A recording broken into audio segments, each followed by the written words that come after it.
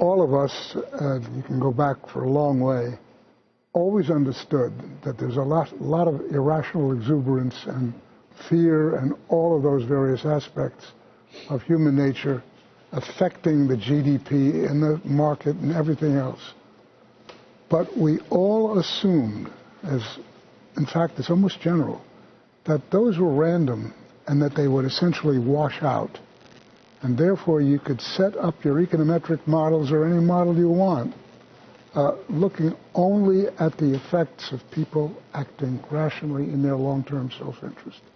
And that was a general proposition. That was what they were teaching in the universities, and that's basically what economics was all about, going all the way back into the last 2 centuries ago. We missed the timing badly on September the 15th, 2008. All of us knew that there was a bubble, but a bubble in and of itself doesn't give you a crisis. In the dot-com crisis, so to speak, the stock market collapsed, asset prices collapsed, there were huge losses. You can barely see it in the GDP.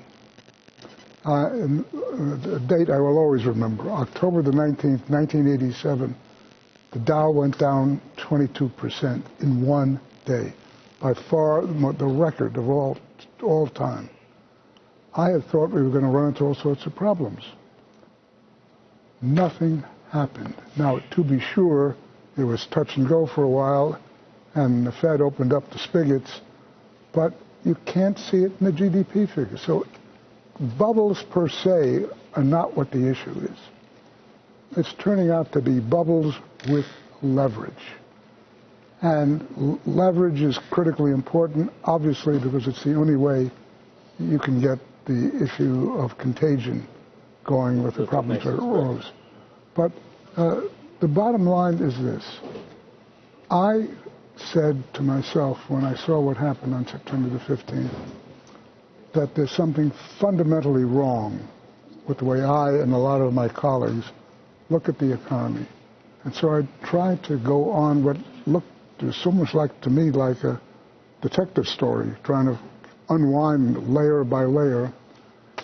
And the first layer I tried to unwind was the fundamental premise of everyone looking out for their own long-term self-interest.